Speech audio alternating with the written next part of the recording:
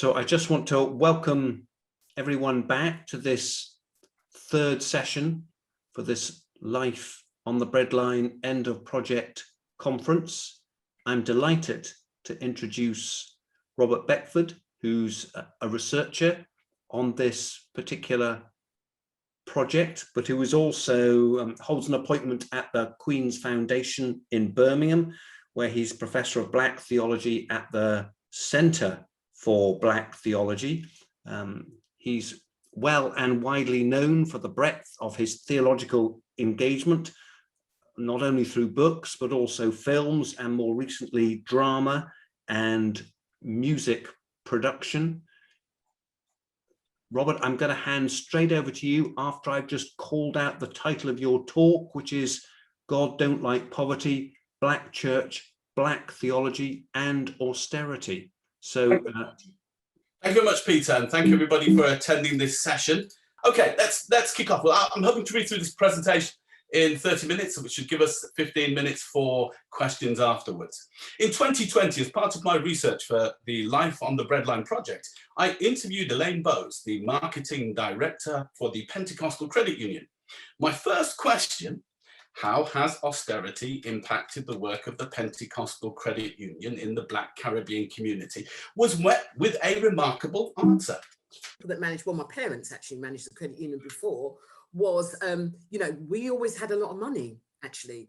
The credit union's been quite unique in that Black communities, or certainly the Black Christians that are in our credit union, have been people who save a lot, and the churches were saving a lot and putting a lot of money there. And we were always awash and always had too much money. And the issue of austerity really didn't hit us at that time. But the issue of austerity, if I'm going to be, really didn't hit us at that time. As the second largest credit union in Britain and the only Black financial institution in Europe, Elaine's analysis is significant, but naturally not definitive for all Black Christians in Britain. Why was the credit union unaware of austerity? Why were the thousands of African Caribbean Christians apparently immune to one of the most significant financial recessions in modern history? The predicament is even more intriguing when we consider the disproportional impact of austerity on Black Caribbean communities. Research since 2015 identifies Black Caribbean women and young people as particularly disenfranchised by the austerity measures. Working through a process of elimination, I propose 3 factors to interpret the credit union's unawareness.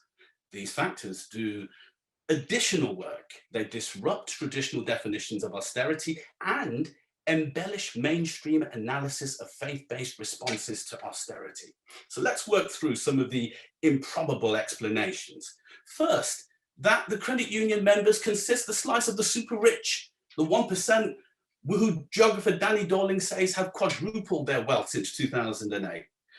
We can discount this first point because there are no African Caribbean church adherents within the super rich 1% in Britain.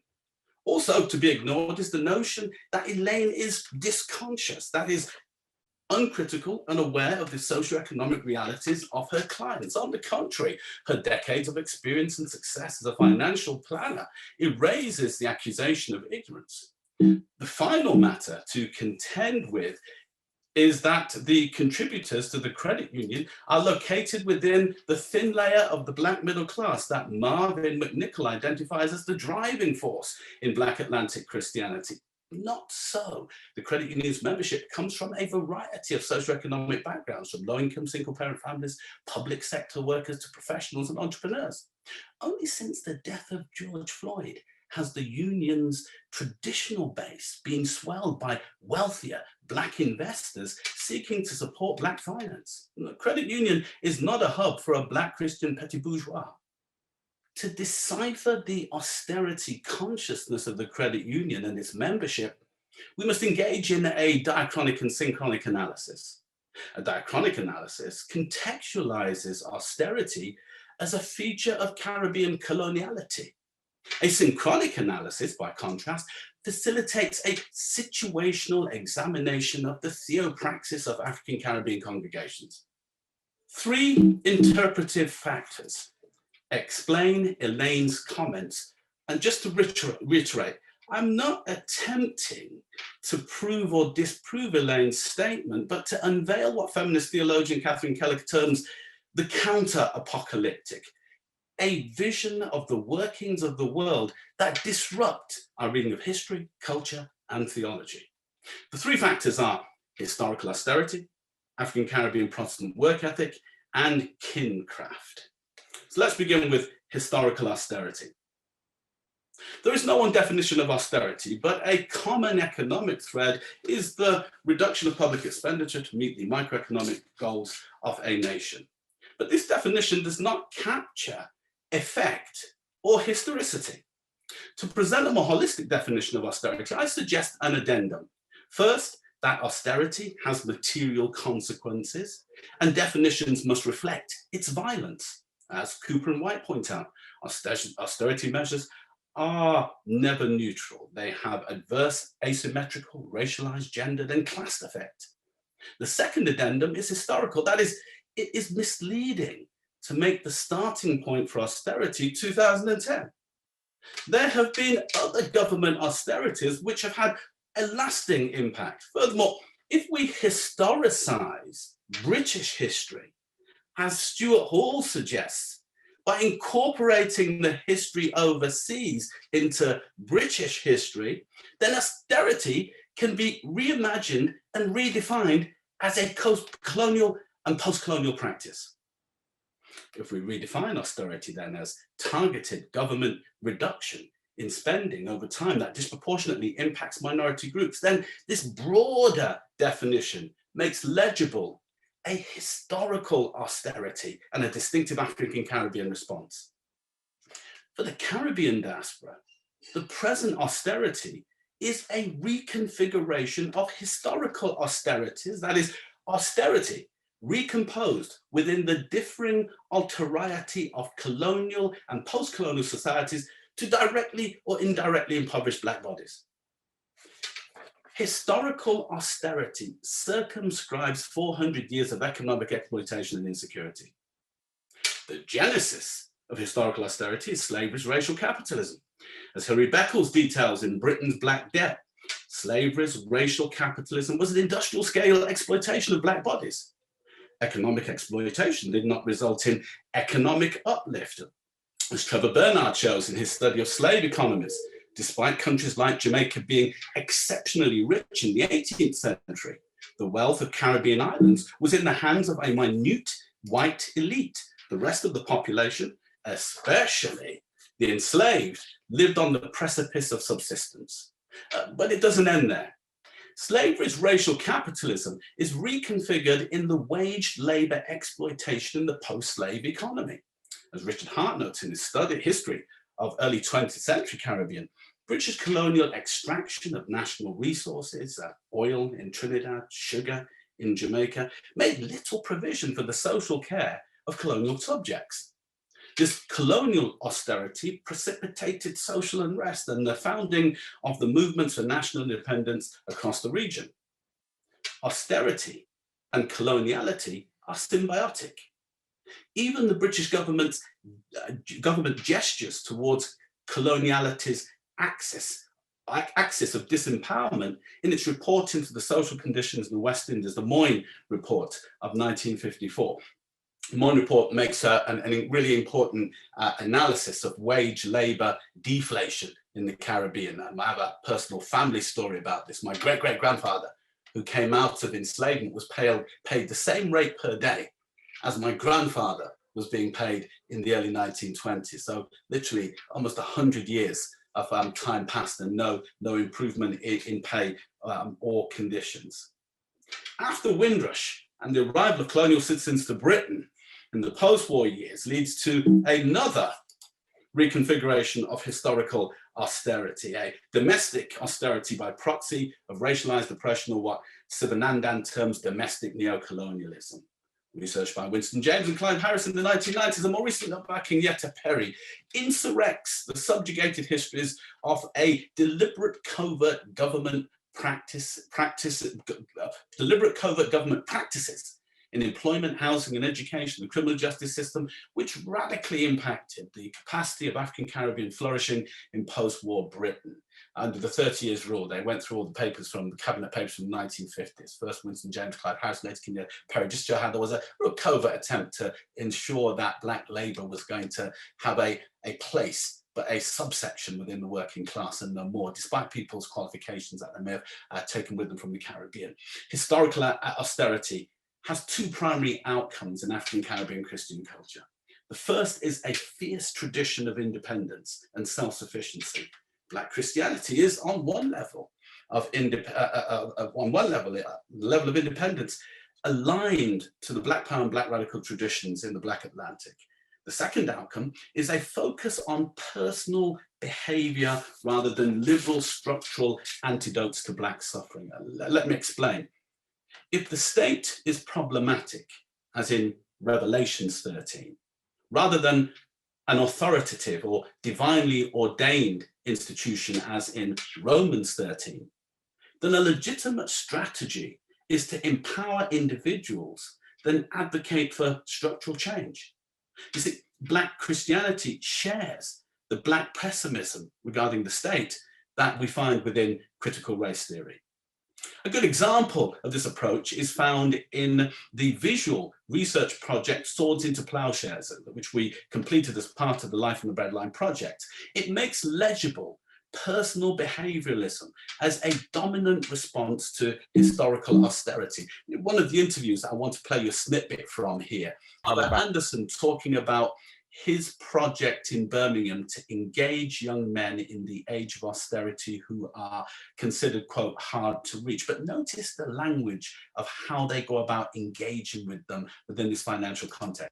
About 13 sessions where we look at violence, anger, family relationships, and how they would look at desistance. The word desistance here means literally termination of criminality or involvement in violence.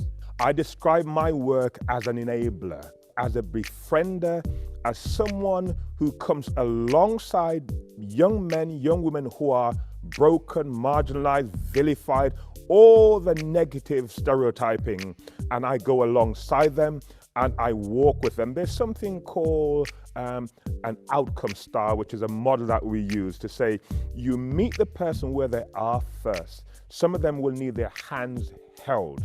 Now they may... You see, the emphasis within the project of being alongside people, empowering them, even in a context where we know with youth services, the big issue is the dramatic cuts in youth services and how that's left communities, young people in particular, adrift, doesn't come into the thinking. And I argue this is one of the consequences of historic austerity. The second category is, the second factor to help us understand Elaine's answer, is the African Caribbean Protestant work ethic. The work ethic is a direct consequence of colonial austerity. The necessity of independence and individual improvement has spillover into a church-motivated emphasis on education, attainment, and personal enterprise. Like Max Weber's interpretation of Calvinism in business, the Black version also entangles asceticism and theology, but with a difference. The doctrines of holiness and sanctification decenter Calvinist asceticism. But material success as a sign of divine favor emerges as a consequence of righteous living rather than predestination.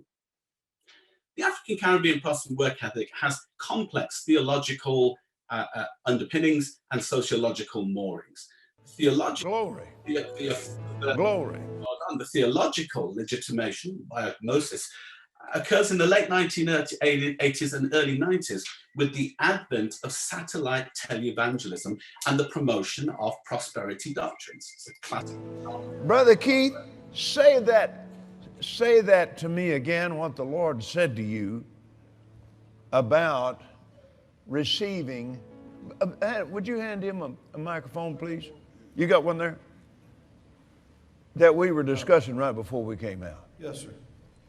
The Lord spoke to me very distinctly and asked me a question. He said, Keith, would you like to know how to increase your capacity to receive from me? I responded just like that. Oh, yeah. Oh, yeah. I said, yes, yes, and please, yes. And this is what he said to me, and I wrote it down, but I hardly needed to. It was etched inside me. He said to me, cultivate a lifestyle of thanksgiving. Yeah, yeah. Cultivate yes. a lifestyle of thanksgiving. Praise God. Hallelujah. Kenneth Copeland's ministry was massive. African Caribbean churches, late 80s, early 90s, people started absorbing his ideas regarding prosperity doctrine, found a resonance within this independent, self-sufficient tradition. But there were also social moorings at play. The social moorings of African Caribbean engagement with the market economy in post-war Britain is Thatcherite austerity. Margaret Thatcher's plan to win back the inner cities included what political theorist Michael Jacob couches quite religious language as an exhortation to enterprise, the nurturing of small business in urban areas to create jobs was attractive for second-generation Black British churchgoers eager to find their place in modern Britain. Ivan Chana's research on Black Pentecostal education attainment of the same period demonstrates the ready availability of a pool of educated Black Christians positioned to exploit the grants, job opportunities, and political demands for good immigrants in the wake of the Brixton riots and other uprisings in the mid-1980s. I searched the internet, and this was the only picture I could find of Margaret Thatcher with a Black person in it, which I think kind of says something, doesn't it, about Thatcher's engagement with Black people during that period. A direct link between the work ethic and Thatcher is the ministry of New Jerusalem Apostolic Church in Birmingham. For nearly 4 decades, one of the church's ministers, Dr. Charles George, has preached business acumen as the integral feature of the Christian life. Dr. George has professed, organized, and developed what he terms a spiritual business practice. Resisting opposition between God and wealth creation, he has promoted an enterprise culture within the church. The goal is to build financial resilience and resource amongst church members and consequently support the welfare projects in the church and local community in Newchapel, one of the most deprived areas of Birmingham where the church is located. In my interview for Life from the Breadline, Dr. George identified a raft of training and business opportunities within the church. For instance, he told me to help members develop the discipline of saving and investing, the church promotes financial regimes expressed in the Joseph principle. Members, obviously after tithing, are encouraged to invest their disposable income and live off a meager 7% of what they own. The plan includes rejecting consumerist culture and the instant gratification embedded in modern marketing and advertising. The church also runs a regular Dragon's Den themed event with a £1,000 startup fund for the best business idea, placed within the context of historic austerity. The work ethic can be read in diverse ways, including economic resistance to austerity. But there's more to this strategy than finance. You see, if you relocate this practice within what Paul Gilroy calls the politics of transfiguration, the way in which Black people in the Black Atlantic have responded to racialized oppression, then the work ethic is an example of Black exceptionists playing the system at its own game. The third approach is kincraft. Kincraft is the spiritual kinship making process within African Caribbean diaspora churches. According to Tunde Thomas's research on African Caribbean diaspora Christians in America, kincraft is accomplished through genealogical and spiritual practices. Genealogical kin making describes the kin narratives that underscore the idea of the church as a collecting of founding families and their descendants. In contrast, spiritual kincraft describes spiritual family ties established through inclusion into the Christian family through salvation and baptism. What Tunde doesn't consider are the ethical responsibilities of kincraft. See, kincraft is also the practice of an ethic of mutual care within the Christian family, looking out for each other's material needs, or the practice of hospitality are also signifiers of the making of relationships. Kincraft, as an ethic of care, sheds light on a particular practice within one of my participant observations of African Caribbean food banks. African Caribbean churches participate in the national food bank movement with different degrees of engagement and association. The vast majority work on an independent basis, sourcing their own supplies to support local congregations and communities. At the Globe Church, however, there are 2 food banks each week. Claire Williams from the Food Bank Organiser explained to me that the Saturday food bank is open for everyone, church and community. In addition, though, the church also provides a walk-through buffet at the end of the Sunday morning service, which allows members to take hampers home. Why 2 food banks? Because it's important for the church members to be seen, to be taking care of each other. That is, demonstrate being a family. Significant also is the fact that the food bank is a recent addition to long-standing practices of care and hospitality amongst the church members. Kincraft ethics matter because it's another buffer to austerity. See, by outmaneuvering historical austerity through long-standing expressions of love and care, are acts of community making which resist austerity. In sum, my explanation of Elaine Bow's reflection that the churches in the credit union did not know about austerity accounts for a particular phenomenon amongst a discrete group of African Caribbean Christians. And due to COVID restrictions, I was not able to broaden the analysis to include other Black churches or bodies. Yet the evidence from the Pentecostal Credit Union, I suggest, disrupts the notion of austerity as a singularity outside of colonial, post-colonial history, and makes evident new modalities of faith-based responses that are not always neatly positioned within the left or right of the political spectrum or motivated by welfare and advocacy. Instead, African Caribbean responses may gesture towards the presence of a distinctive, independent theopraxis of diasporic communities. Thank you. Thanks very much, Robert. That was terrific. And yeah, and you clearly have kept well within time, so that's great. And so we're just going to take a minute now, so we get to have a look at the graphic, and while people think about their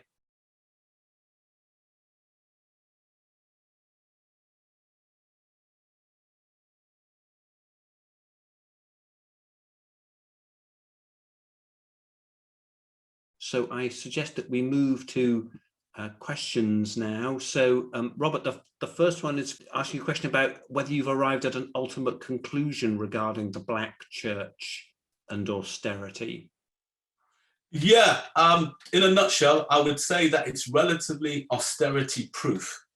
And I don't mean that to mean it doesn't have negative effects of austerity, but I'm thinking in terms of its theological response. If the theological response is based on historic austerity, so you're constantly aware that your social and class and ethnic position means you're going to be on the marginal gain side of the British economy, then you take evasive measures. Similarly, with the Protestant ethic and kincraft, these are evasive measures, which mean you're always looking to address how you can empower your community, whether things are your church community outside the church, whether things economically are good or bad.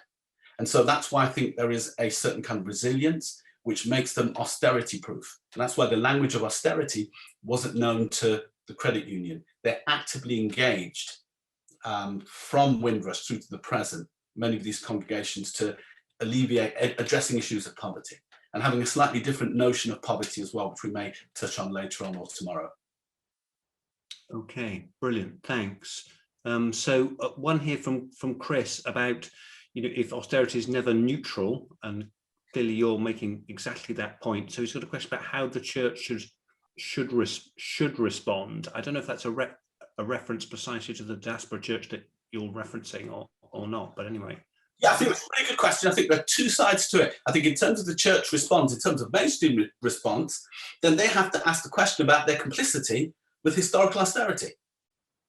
You know, if we're looking at what happens in the colonial, post-colonial world, we know the church most recently has addressed issues around Windrush, Anglican Church in particular. The Methodist Church has dealt with some of these issues as well. But we need to think about our participation in collusion, mainstream churches collusion with historic austerity, and what kind of response is necessary to that history.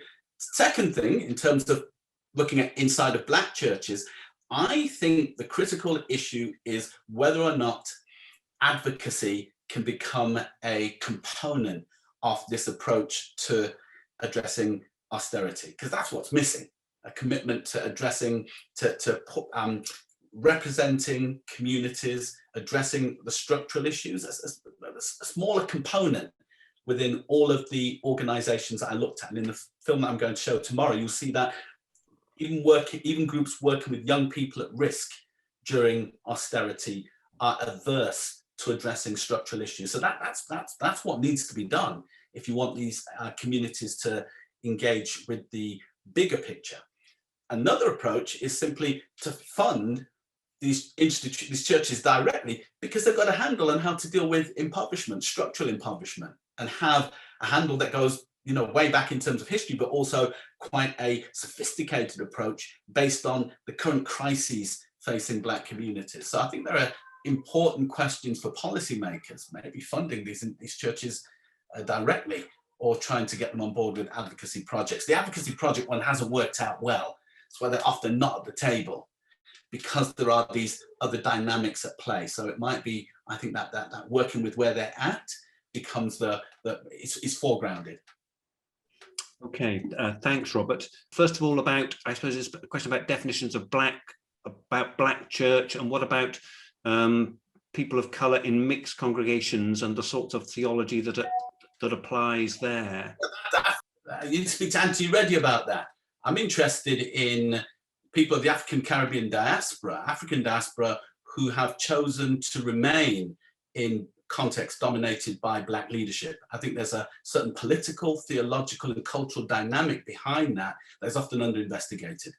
And I think if you place the origins of these churches in British history as coterminous with the emergence of Black nationalism, late 1950s, 1960s, Black political movements, the Notting Hill Carnival, what becomes the Notting Hill Carnival, Claudia Jones, Amy Garvey. There are all of these groups in the mid-1950s setting up independent institutions to address the plight of Black people, and the Black church emerges at the same time. So I'm interested in examining its theology as a Black theology that is done by Black people for Black people.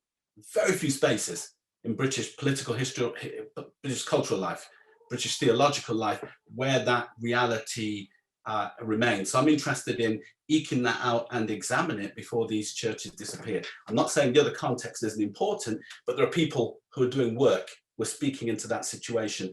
It's not my primary concern. My primary concern is with African Caribbean, African diaspora churches, and engaging with their theological dynamics.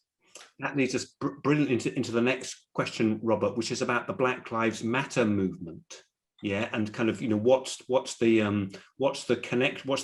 relationship, any, between the theological space, that the ecclesiastical space that you're interested in, this sort of theo practice by Black churches, and the Black Lives Matter movement? Yeah, that's a really good question. The common denominator is the Black economy. You know, if you're looking at the churches that I've addressed here in this paper, economic empowerment is a key feature of empowering the community. If you look at Black Lives Matter, the question is, you know, aside from issues of police violence, structural change in terms of structural racism, another feature is Black empowerment, empowering Black communities economically. That has been a constant feature in 20th century Black politics, 20th century Black Christian politics as well. In fact, the founding of the independent Black church movements, whether in the Caribbean, George Lyle, and the Ethiopian Baptist Church, first independent Black church founded in the Caribbean by Black people. Economic development was formed in slavery, but economics was an integral part of it. North American context, late 19th century, the founding of the first independent Methodist church, Black Methodist churches, they invent the Black capitalism. They encourage their members to take economics seriously. So we have within the independent Black church movement a prioritizing of economic investment. And I think that's the point at which it connects with Black Lives Matter. There's also points of disconnect. Black Lives Matter's inclusivity, sexual in terms of sexuality, militates against traditional notions of family that have existed within most African Caribbean church lives, church context. So there's a tension there as well across a range of issues, but there is a meeting point in terms of how to empower economically marginalized communities. Really interesting. Thanks ever so much. Moving on, Robert, there's a question about any relationships between national organizations like the Trussell Trust or Christians Against Poverty. Is it a local or internal solution that the churches you're focusing upon seek? That's a really good question, because the Globe Church, when I asked them about joining a national, they said it was prohibitive, financially prohibitive. I'm not sure which organization they were talking about, but they felt that they could use the money that it would cost them to engage with some of the national organizations would be better served locally. But here's the thing. If we're analyzing these churches using traditional measures of ecumenism and structural critique, and not doing the historical work of understanding how these churches came to be weary of ecumenism and question the capacity of the state to deliver, then it's very difficult to understand why in their consciousness there is a localism, a contextuality, and a kincraft, which is in response to a suspicion of the forces outside. So I think we need to project back in order to understand why there is a reluctance to engage sometimes with these national organizations. But there was this financial question, but I think there's something bigger at play as well. Thank you. Is there any evidence of churches racialized as white learning from diaspora churches? So if the emphasis is on buffering austerity, are there models or case studies in relation to that? I didn't see any. That maybe that's something that happens in some of the mixed church congregations, but I know in terms of the new post-Thatcherite engagement in enterprise, it's primarily church communities, working class, working poor communities, which tend to be Black and brown people. So I've only seen it there. However, it would be misleading to suggest that there isn't an enterprise culture within churches racialized as white. It's called capitalism. You know, I've been to many well-to-do, well-heeled churches racialized as white, with people involved in all kinds of business practice. You know, in banking, for example. I was at a meeting a couple of weeks ago with a church full of bankers. It's a good place to be if you're looking for funding, I can tell you. So there is a tradition of this, but it's often appeared in a different class location. So we don't offer the same kind of critique often that we would do if poor Black and brown people are getting involved in the enterprise economy. We've got a similar question about the well-heeled white middle-class churches who've been doing this kind of thing for a longer period of time as well. So I think they are doing it. We just need to reframe how we describe the process. Okay, thank you. And there's a question now about C of E churches responding to austerity in relation to race, but I wonder if that isn't a more general question to the project. I don't know, were you in your research looking at other churches responding to specific issues to do with race and austerity? Yes, okay. And that's what I'm going to explore tomorrow when we look at the triangulation of austerity, young people, youth violence, and the church. And that involves a cross-cultural, cross-denominational analysis of how, cross-ethnic analysis of how diverse groups have engaged with young people in the age of austerity from different church, different ethnic locations. So yes, we do that, and that's for tomorrow. So that does happen in another space. But I think it's also important to look specifically at what African Caribbean churches are doing alongside the more complex, intermingled, intersectional approaches that present themselves when you look at young people and austerity. Okay, good. We look forward to that tomorrow. So the next question is a kind of generational question, Robert. Do you think that younger African Caribbean people whose grandparents or great-grandparents of the Windrush generation are being directly impacted by austerity in the way that their parents or grandparents were not, as 12 years of contemporary austerity in this country is directly hurting more and more people? So it's a generation.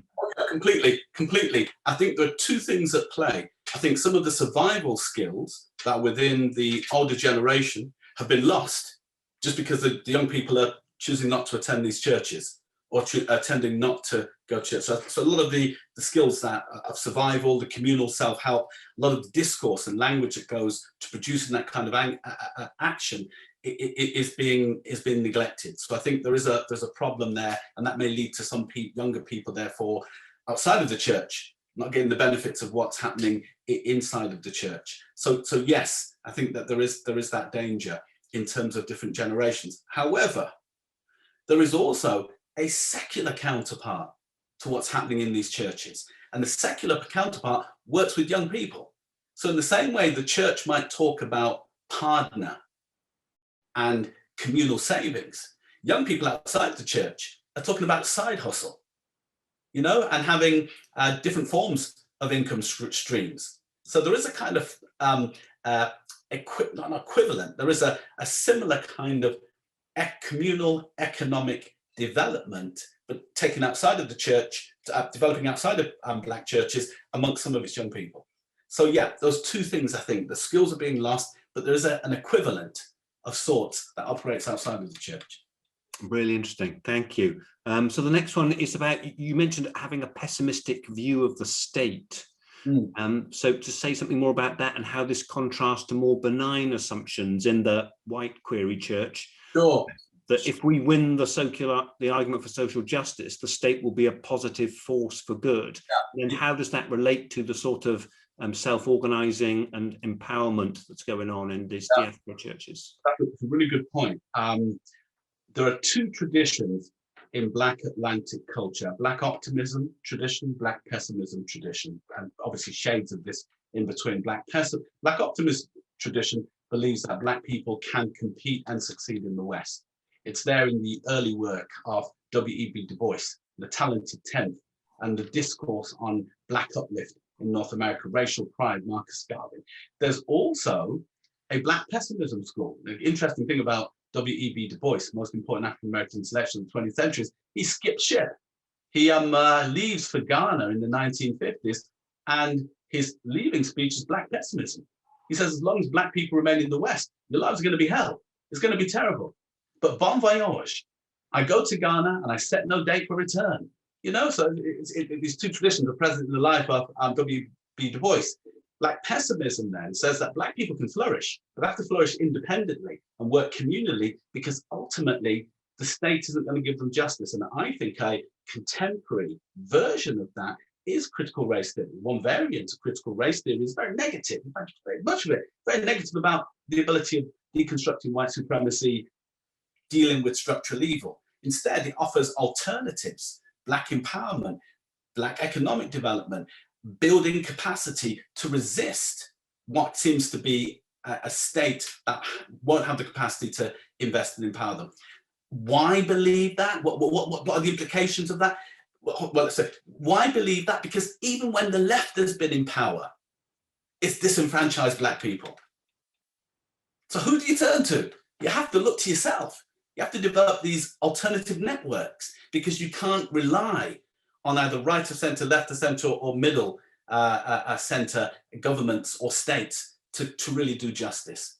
So that's why you end up with this Black pessimism. And I'm saying that it's there within the context of the Black church, but it's not articulated as Black pessimism. It's reconstructed theologically. It's expressed in language of the end times. This world is not my home. I'm only passing through. There's better coming for us, and understanding that things are going to be difficult here. It's also expressed in pneumatology, demonology. You know, there's a cosmic battle taking place here between the forces of good and evil, and we see principalities and powers. We know that they're working against us, but greater is he that is within you than he was in the world. So it's expressed in the language of the church. This recognition that the state is like Romans 13. It's going to devour the people of God. It's not going to do justice. So if you've got that kind of history, and even a history which has a theological parallel of margin, it's hard then to say to people that the state is now going to be your friend. Okay, thank you. The next question, Robert, is I think a response to your earlier comment about Black Lives Matter, and it's just querying whether you mean that that BLM is invested in the economic success of the Black Pound. Well, I think first of all, it's a franchise, and each franchise, if you look at the North American context, has adopts the principles of the movement. But I'm saying, if you place Black Lives Matter within a longer trajectory of Black improvement, and Black improvement working across a range of issues: education, employment, housing, community, flourishing. Think of it in terms of, it's settled by 3 Black women who are womanists, about the flourishing of all of the community. Then integral to that is economic empowerment of Black communities. It's part of it. And look, you know, one of the criticisms recently of some of the founding members is that they've done too well economically out of founding this movement. Yeah, they themselves recognize that, you know, economics as an American movement is part and parcel of the empowerment of a community. You can't talk about radical transformation without thinking about how this is going to be funded, whether it's communally or through enterprise or through some forms of capitalist venture. So placing it within that bigger history and within the founding philosophy of holistic liberation, that's got to involve some kind of anti-poverty engagement, some kind of economic transformation of Black communities. Okay, thank you. So I think this is the last question, which is about, I assume it's addressed to the churches that you've been investigating, about flows of power and agency. And, you know, is this actually about containment rather than engaging with Black inequality? Well, I wouldn't say that, because I think if you look at the church in Birmingham, their capacity to generate entrepreneurs, and if you're looking at entrepreneurs who are then seeking to work with Black and brown people outside of the church context to develop business, practice, find even social enterprise, then you can argue that it's not containment, it's radical transformation. They are equipping young people, many of them young people who are who wouldn't otherwise get this kind of support and empowerment to go outside of the church and be successful, to live out their full potential. Now, the reason why I got interested in that church in particular, as a story behind this, I live in Solihull. It's quite a well-heeled part of the West Midlands. And I was coming out of my local chip shop, a very nice chip shop, I could say. It's won numerous chip shop awards. And I bumped into somebody from this, a young man who I'd worked with in prison ministry, who I knew went to this church. And I said to him, "What are you doing up here?" I was thinking, has he come to do, has he backslidden? Has he come in to do something? He said, "No." He goes, that block of those buildings being renovated. I said, "Yeah, they look pricey." He goes, "They're mine." I said, "What do you mean they're yours?" He said, "I've been into property management for the last a decade. You know, I've been working with the church. They've got me into." I thought, my goodness, I should have stayed at that church longer. You know, I would have benefited from this business advice. So this young man who was an ex-con went to that church, was mentored in terms of business enterprise, social enterprise, and is now employing other Black and brown people and building up that skill set in renovation skills. I can't think of too many church contexts in Britain where that kind of development takes place. I wouldn't say that's containment. That's radical empowerment of marginalized individuals who are using business practice as their way out of poverty. Remember, you know, working class, working poor, African Caribbean communities, there's still very few ways out. You know, sports, not everybody can be Marcus Rashford. Entertainment, not everybody can be Stormzy. You know, but with the enterprise culture, everybody can use their talents. And that's, I think, what these churches are trying to tap into, empowering individuals to see, to realize their full potential. And it's very Rawlsian. Make all you can, do, you know, I'm not saying not Wesleyan, John Rawls, you know, it's about ensuring that there's your surplus goes into helping people who therefore haven't got the skill sets, haven't had the opportunities, and empowering them. So I don't think, you know, it can be seen as a form of containment. Where it is contained at all is in its vision of what the state can do. And that isn't just unique to Black churches. Go back and listen to reggae music of the 1970s, 1980s, 1990s. Listen to what young people are saying in grime, in trap about the state. It's Black pessimism. Linton Kwesi Johnson, 1988, make them go on, not come, because in the end we have to wrap up. Listen to Getz's most recent album. The state can't save them. The Labour Party can't save them. So there's Black pessimism running across African Caribbean cultures. No doubt you're going to find some of that within the church, but the church uses religious language to talk about. So that's where I think it's containing, but I understand it. That was fantastic, Robert, and some great set of questions. And I think, you know, we appreciate, you know, your expansive responses to those questions.